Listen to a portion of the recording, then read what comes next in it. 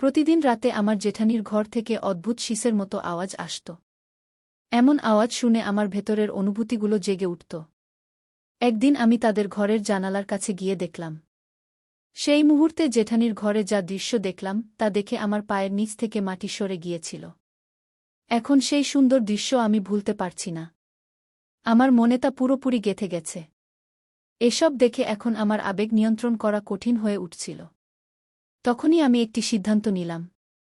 সেই দিন যখন জেঠানি তার মায়ের বাড়ি গিয়েছিলেন, তখন রাতে আমি জেঠানির পোশাক পরে জেঠজির ঘরে শুয়ে পড়লাম।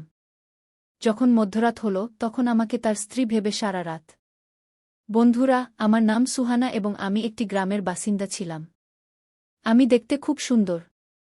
আমি একটি মধ্যবিত্ত পরিবারের সদস্য। আমি এমন একটি গ্রামের বাসিন্দা ছিলাম যেখানে নারীরা নিজেদের ও স্বামীর মধ্যে ঘটে যাওয়া ঘটনা খোলাখুলি শেয়ার করত।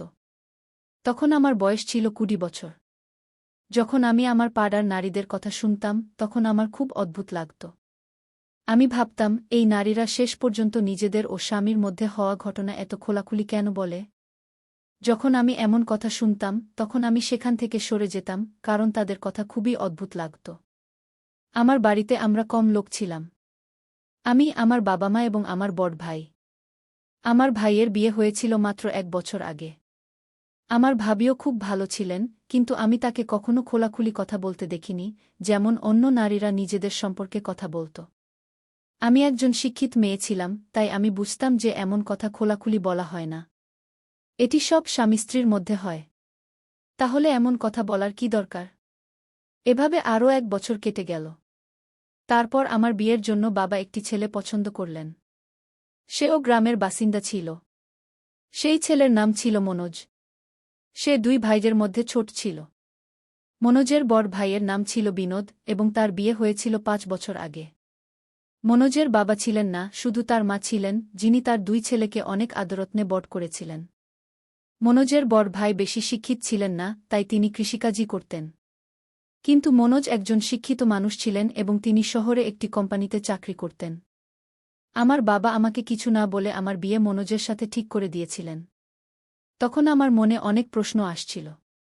আমি ছেলেকে না দেখে বিয়ে করতে চাইনি, কিন্তু বাবা এই বিষয়ে কঠোরভাবে মানা করেছিলেন এবং 1 মাসের মধ্যেই আমার বিয়ে মনোজের সাথে হয়ে গেল। বিয়ে হওয়া পর্যন্ত আমি আমার স্বামীকে দেখতে পাইনি। এই কারণে আমি খুবই উদ্বিগ্ন ছিলাম। আমার শ্বশুরবাড়িতে ইটের তৈরি একটি পুরানো বাড়ি ছিল, যার মাঝে একটি আঙিনাও ছিল। সেই বাড়িটি 5টি কামরার সেট ছিল, যেখানে শুধু একটি বাথরুম ছিল, যা বাড়ির সবাই ব্যবহার করত। যাই হোক, এখন আমার বিয়ে হয়ে গিয়েছিল, তাই আমাকে এখন এই বাড়িতেই থাকতে হবে। কোনোভাবে পুরো দিন কেটে গেল এবং এখন রাত হয়ে গিয়েছিল। আজ আমার বিয়ের প্রথম রাত ছিল এবং আমি কামরায় বসে আমার স্বামী মনোজের অপেক্ষা করছিলাম। কিছুক্ষণ পর আমার স্বামী কামরায় এলেন। আমি দেখলাম যে তার হাতে 1 গ্লাস দুধও আছে। তখন আমি প্রথমবার আমার স্বামীকে দেখলাম, যাকে দেখে আমি একদম শকে চলে গিয়েছিলাম। তিনি দেখতে বিশেষ কিছু ছিলেন না এবং শারীরিকভাবে পাতলা দুর্বল ছিলেন। তিনি দেখতে বেশ দুর্বল লাগছিলেন। এসব দেখে আমি একদম হতবাক হয়ে গিয়েছিলাম। তখন আমি ভাবতে লাগলাম যে হয়তো বিয়ের পর তিনি ভালো হয়ে যাবেন, কারণ অনেক পুরুষ বিয়ের পর স্বাস্থ্যবান হয়ে যায়। তখন আমি এই সব কথা ঝেড়ে ফেললাম, কারণ আজ আমার সুহাগ রাত ছিল, যা আমি স্মরণীয় করতে চেয়েছিলাম। মনোজ আমার কাছে এসে বসলেন এবং বললেন, সুহানা, তুমি খুবই প্রিয়। তোমার মতো স্ত্রী পাওয়া আমার ইচ্ছা ছিল, যা আজ পূর্ণ হয়েছে। মনোজ আমাকে দুধের গ্লাস দিয়ে বললেন যে এটি পান করো। আমি বললাম, আমি আপনার স্ত্রী, এবং প্রথমে আমি কিভাবে পান করতে পারি? তাই প্রথমে আপনি পান করুন। তারপর সেই গ্লাস থেকে কিছু দুধ মনোজ পান করলেন এবং বাকিটা আমি পান করলাম। আমি তার এই আচরণে খুব খুশি হয়েছিলাম। তখন মনোজের আচরণ আমার খুব ভালো লেগেছিল। তারপর মনোজ আমার হাত ধরে আমাকে তার বাহুতে জড়িয়ে ধরলেন। আমি তখনই প্রস্তুত হয়েছিলাম, আর ঠিক তখনই মনোজ আমার থেকে দূরে সরে গেলেন এবং পাশ ফিরে ঘুমিয়ে পড়লেন। তার এই আচরণ দেখে আমার খুব অদ্ভুত লাগল। আজ তো আমাদের বিয়ের প্রথম রাত ছিল, যা আমি স্মরণীয় করতে চেয়েছিলাম, কিন্তু সেই সব স্বপ্ন মুহূর্তেই ভেঙে চুরমার হয়ে গেল। কিছুক্ষণ পর আমি দেখলাম যে তিনি গভীর ঘুমে ঘুমিয়ে পড়েছেন। তখন আমি নিজেকে শান্ত করলাম, কিন্তু তবুও বিছানায় পাশ ফিরতে থাকলাম। জানি না রাতের সেই কোনো প্রহর ছিল যখন আমার চোখে ঘুম এসে গেল এবং আমি গভীর ঘুমে ডুবে গেলাম। যখন আমার চোখ খুল, দেখলাম সকাল হয়ে গেছে। আমি উঠে আমার ঘর থেকে বের হয়ে গেলাম, তখন দেখলাম আমার জ্যাঠাই বাসন ধুচ্ছিলেন। আমি ফ্রেশ হওয়ার জন্য বাথরুমে গেলাম, কিছুক্ষণ পরে বের হয়ে জ্যাঠাইয়ের কাছে গিয়ে তার সাহায্য করতে লাগলাম। আমার জ্যাঠাই বললেন, সুহানা, আজকের রাত কেমন ছিল? ভালো লাগল তো? তার এই কথায় আমি চুপ করে রইলাম, কারণ আমি লজ্জা পাচ্ছিলাম। আমরা দুজন কাজ করতে করতে এমনি কথা বলছিলাম, তখন জ্যাঠাইয়ের 1 বছরের ছেলে কাঁদতে শুরু করল। তিনি বললেন, সুহানা, একটু এদিকে দেখো, আমি আমার ছেলেকে দেখে আসি কিউ এ বলে তিনি তার ছেলেকে দেখতে ঘরে চলে গেলেন। আমি বাসন ধোয়ার পরে রান্নাঘরে গেলাম, যেখানে আমার শাশুড়ি সবজি কাটছিলেন। আমাকে দেখে তিনি বললেন, বউ, এদিকে এসো। আমি সবজি কেটে দিয়েছি, তুমি সবাইকে জন্য চা বানিয়ে দাও। কিছুক্ষণের মধ্যে আমি চা বানিয়ে সবাইকে দিলাম, তারপর জ্যাঠাইয়ের সাথে রান্না করতে লাগলাম। এভাবে ধীরে ধীরে দিন কেটে গেল, কিন্তু প্রতিদিন রাতে আমি আমার স্বামী থেকে হতাশ হচ্ছিলাম। আমি তাকে জিজ্ঞাসা করতাম, আসল কথা কি? তুমি এত তাড়াতাড়ি ক্লান্ত হয়ে যাও কেন? কিন্তু তিনি কোনো উত্তর দিতেন না, মুখ ফিরিয়ে ঘুমিয়ে পড়তেন। আমি সেই সময় কষ্টে থাকতাম এবং আমার অনুভূতিগুলো নিয়ন্ত্রণ করার চেষ্টা করতাম। তারপর কোনোমতে রাত কাটিয়ে দিতাম। এটি আমার জন্য এমন একটি ঘটনা ছিল যা আমি কাউকে বলতেও পারতাম না। পরের দিনই আমার স্বামী তার কাজের জন্য শহরে চলে গেলেন, কিন্তু আমি তাকে থামাতেও চাইনি। কারণ প্রতিটি নারী তার স্বামীর কাছে কিছু আশা নিয়ে আসে, তার ভালোবাসা পেতে চায়, যাতে তার সংসার চলতে পারে। কিন্তু আমার স্বামীর কাছ থেকে কিছুই হচ্ছিল না। যেমন তিনি দেখতে রোগাপাতলা ছিলেন, তেমনি তার ভিতর কিছু করার শক্তিও ছিল না। একজন নারী শুধু টাকা পয়সা বা খাবারদাবার চায় না, তার স্বামীর কাছ থেকে আরও কিছু চায়। সে আশা নিয়ে আসে যে তার স্বামীর সাথে খুব সুখে থাকবে এবং তার ঘর ভালোভাবে সামলাবে। যখন একজন নারী ঘর সামলে নেয় এবং যদি তার স্বামীর কাছ থেকে সেই সুখ না পায় যা সে চায়, তাহলে সে ভিতর থেকে ভেঙে পড়ে। মনোজ পরের দিনই তার কাজের জন্য শহরে চলে গেল এবং আমি তাকে তাকিয়ে থাকলাম। আমি বুঝতে পারছিলাম না যে আমার জীবনে কি ঘটছে। আমি কত স্বপ্ন দেখেছিলাম, কিন্তু সেই স্বপ্নগুলো ভেঙে গিয়েছিল। কোনোভাবে একা একা শ্বশুরবাড়িতে 7 মাস কাটিয়ে দিলাম। এই সময় আমার স্বামী মাত্র 1 সপ্তাহের জন্য বাড়ি এসেছিলেন, কিন্তু তবুও আমাকে হতাশই থাকতে হয়েছিল। আমি আমার ভিতরের অনুভূতিগুলো শান্ত করতাম, তারপর তিনি আবার শহরে চলে গেলেন। তিনি আমার সাথে পুরোপুরি চোখেও তাকাতে পারছিলেন না, কারণ তিনি নিজের উপর লজ্জা অনুভব করছিলেন। একদিন আমি আমার শাশুড়িকে বললাম যে আমি আমার মায়ের বাড়ি যেতে চাই। শাশুড়ি আমাকে মায়ের বাড়ি যাওয়ার অনুমতি দিলেন। পরের দিন আমি আমার জ্যাঠার সাথে মায়ের বাড়ি চলে গেলাম। জ্যাঠা আমাকে সেখানে রেখে তার বাড়ি ফিরে গেলেন। আমার মা এবং ভাবি জিজ্ঞাসা করতে লাগলেন, তোমার শ্বশুরবাড়ি কেমন? সেখানে মন লাগে কি না? কিন্তু আমি কি করে বলব যে শ্বশুরবাড়ি ঠিক আছে, কিন্তু যাকে ঠিক থাকা উচিত সে ঠিক নেই? এটি বলার মতো কিছু ছিল না, কারণ যাকে বলতাম সে আমারই মজা করত। মায়ের বাড়ি আসার পরে আমি সেই সব মহিলাদের সাথে বসতে শুরু করতাম যারা তাদের স্বামীদের সাথে ঘটে যাওয়া ঘটনা নিয়ে কথা বলত। আমি শুধু তাদের কথা মন দিয়ে শুনতাম, কিন্তু কিছু বলতে পারতাম না, কারণ আমার বলার মতো কিছুই ছিল না। মহিলারা যেভাবে সেই ঘটনা বলত, তাতে আমার শরীরে এক অদ্ভুত শিহরণ তৈরি হতো। আমিও ভাবতে শুরু করতাম, কাশ আমার স্বামীও আমাকে এত ভালোবাসত, কিন্তু তিনি তো 1 মিনিটেই ক্লান্ত হয়ে যেতেন। এখন আমি সম্পূর্ণ যুবতী হয়ে গিয়েছিলাম এবং এখন সেই সব মহিলাদের কথা আমার মনে ঘুরতে শুরু করেছিল। ধীরে ধীরে আমি তাদের সব কথায় আগ্রহী হয়ে উঠছিলাম। আমিও আমার স্বামীর সাথে পুরোদমে ভালোবাসা করতে চাইতাম, কিন্তু মন খারাপ করে থাকতে হতো। মায়ের বাড়িতে থাকতে থাকতে 1 মাস কেটে গেল এবং এখন সেই সব মহিলাদের কথা আমার মনে পুরোপুরি গেঁথে গিয়েছিল। একদিন হঠাৎ আমার জ্যাঠা এসে হাজির। জ্যাঠা আমাকে তার বাড়ি নিয়ে যেতে এসেছিলেন। তখন মা এবং বাবা খুশি মনে আমাকে তাদের সাথে বিদায় দিলেন। আবার আমি আমার শ্বশুরবাড়ি চলে এলাম, কিন্তু আমার স্বামী তখনও শহরেই ছিলেন। আমি এই দুঃখ নিয়ে আবার সেই বাড়িতে থাকতে শুরু করলাম। গরমের মাস চলছিল এবং এত গরমেও জ্যাঠা তার স্ত্রীর সাথে ঘরেই ঘুমাতেন। একদিন রাত প্রায় 1-2টা বাজে আমি বাথরুমে যাওয়ার জন্য উঠলাম। যেই আমি আমার জ্যাঠামশায়ের ঘরের কাছে পৌঁছালাম, তখনই জ্যাঠাইমার অদ্ভুত আওয়াজ শুনতে পেলাম। আমি বুঝতে পারছিলাম না যে এত রাতে জ্যাঠাইমা এভাবে চিৎকার করছেন কেন। তখনই আমি তাদের ঘরের জানালার কাছে গিয়ে ভিতরে তাকালাম, সেই সময় ঘরে হালকা আলোর বাল্ব জ্বলছিল এবং পাখাও চলছিল। গরমের কারণে জানালা খুলে দেওয়া হয়েছিল। সেই সময় ঘরের যে দৃশ্য আমি দেখলাম, তা দেখে আমার ভিতরে এক ধরনের আবেগের ঢেউ ছুটে গেল। আমি মনে মনে ভাবতে লাগলাম, যদি আমার স্বামীও আমাকে এমন সুখ দিত। আমি ভিতরে ভয় পেয়ে গিয়েছিলাম যে কেউ আমাকে এভাবে উকি দিতে দেখে ফেলবে কিনা। তখনই আমি সেখান থেকে বাথরুমে চলে গেলাম এবং ফিরে এসে আমার ঘরে শুয়ে পড়লাম। সেই সময় ঘুম আমার চোখ থেকে অনেক দূরে ছিল। আমি আমার বিছানে পাশ ফিরছিলাম এবং নিজেকে ধিক্কার দিচ্ছিলাম। ধীরে ধীরে এভাবে আমার বিয়ের 1 বছর হয়ে গেল, কিন্তু এখনও পর্যন্ত আমি সেই সুখ থেকে বঞ্চিতই ছিলাম। এক রাতে আবার সেই দৃশ্য আমি দেখতে পেলাম। অর্ধরাতে যখন আমি গরমের কারণে বাইরে বের হলাম, তখন আবার সেই আওয়াজ শুনতে পেলাম। আমি আবার সেই জানালার কাছে গিয়ে দাঁড়ালাম এবং ভিতরের দৃশ্য দেখতে লাগলাম, যা দেখে আমার ভিতরের আবেগও জ্বলে উঠল।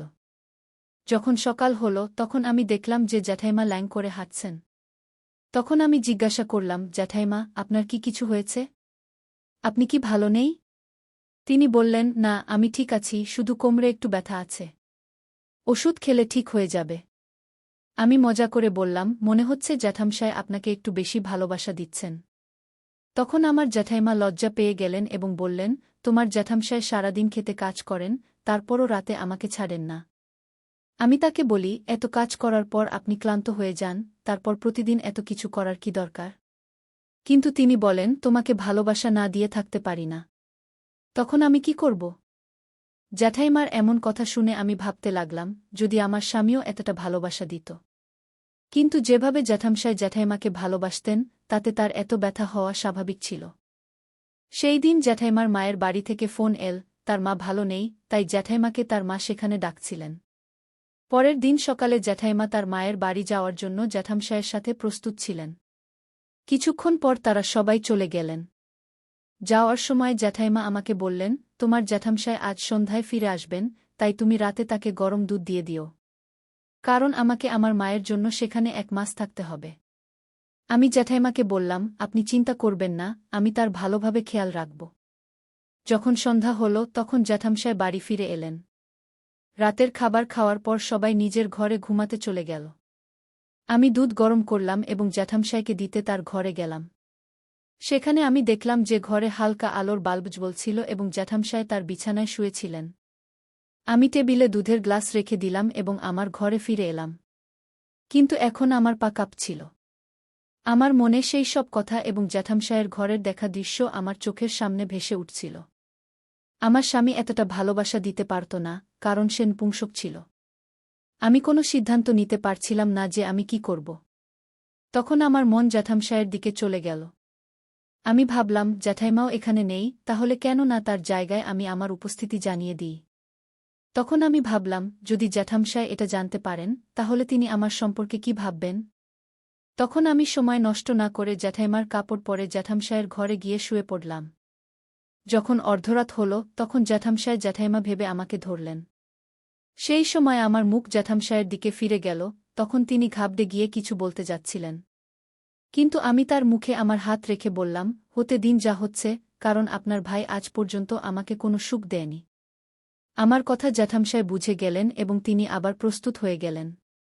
তারপর 3 ঘণ্টা পর আমি সেখান থেকে উঠে আমার ঘরে চলে এলাম। আজ আমি খুব খুশি ছিলাম, কারণ আজ আমি সত্যিকারের সুখ পেয়েছি। এই সুখের জন্য আমি কতদিন ধরে তৃষ্ণার্ত ছিলাম। কিন্তু দুঃখের বিষয় ছিল যে সুখ আমার স্বামীর কাছ থেকে পাওয়া উচিত ছিল, সেই সুখ আমি আমার জ্যাঠামশায়ের কাছ থেকে পেয়েছি। এখন যতদিন জ্যাঠাইমা এখানে ছিলেন না, ততদিন আমি আমার জ্যাঠামশায়ের সেবা করছিলাম। জ্যাঠামশায়ও খুব খুশি ছিলেন। এভাবে এখন প্রতিদিনই হতে লাগল। কিন্তু একদিন যখন আমি জ্যাঠামশায়ের ঘর থেকে বের হয়ে আমার ঘরে যাচ্ছিলাম, তখন আমার শাশুড়ি আমাকে দেখে ফেলেছিলেন। সেই দিনের পর থেকে তিনি আমার উপর নজর রাখতে লাগলেন। এভাবে পরের দিনও আমার শাশুড়িকে আমি যখন জেঠের ঘর থেকে বের হচ্ছিলাম, তখন সে আমাকে দেখে ফেলে এবং আমার পিছু নিয়ে আমার ঘরে চলে আসে। ঘরে ঢুকেই সে বলতে শুরু করে, তুমি এত রাতে তোমার জেঠের ঘরে কি করছিলে? আমি 2 দিন ধরে দেখছি তুমি আধারাতে বিনোদের ঘর থেকে বের হচ্ছ। এসব তোমার জেঠের সাথে করতে তোমার লজ্জা হয় না? আমি ভেবেছিলাম তুমি একটা শালীন পরিবারের মেয়ে, কিন্তু তুমি তো খুবই খারাপ মেয়ে বলে প্রমাণিত হলে। আমার শাশুড়ি রেগে এসব বলছিল। তখনই আমি বললাম, শাশুড়ি মা, এখন থামুন। আপনার ছোট ছেলে নপুংসক, আপনি কি এটা জানতেন না? তবুও আপনি তার বিয়ে আমাকে দিয়ে করালেন।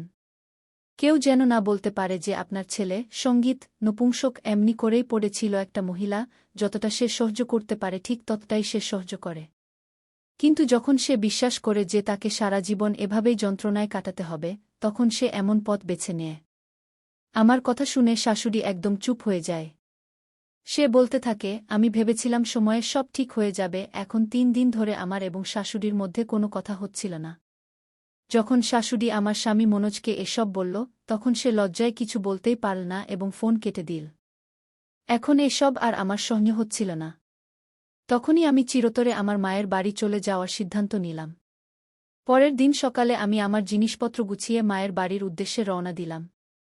যখন মায়ের বাড়ি পৌঁছে এসব কথা আমার মা এবং ভাবিকে বললাম, তখন তারা ফোন করে আমার শাশুড়িকে খুব বকাঝকা শুরু করল। আমি এখন একটা অসহায়ের মতো মায়ের বাড়িতে থাকতে শুরু করলাম, কিন্তু আমার কষ্ট তাদের সহ্য হচ্ছিল না। তখন আমার ভাই এবং বাবা আমার জন্য আরেকটা সম্পর্ক খুঁজতে শুরু করল। কিছুদিন পরেই সুনীল নামের এক ছেলের সাথে আমার বিয়ে ঠিক হয়ে গেল। সুনীলের আগে এক বিয়ে হয়েছিল, কিন্তু এখন তার স্ত্রী এই দুনিয়ায় নেই, কারণ 6 মাস আগেই একটা দুর্ঘটনায় তার মৃত্যু হয়েছিল। 15 দিন পরেই আমার বিয়ে সুনীলের সাথে হয়ে গেল এবং আমি আমার নতুন শ্বশুরবাড়ি চলে আসলাম। সুনীল দেখতে খুব সুন্দর ছিল, সে একটা কোম্পানিতে উচ্চ পদে কাজ করত।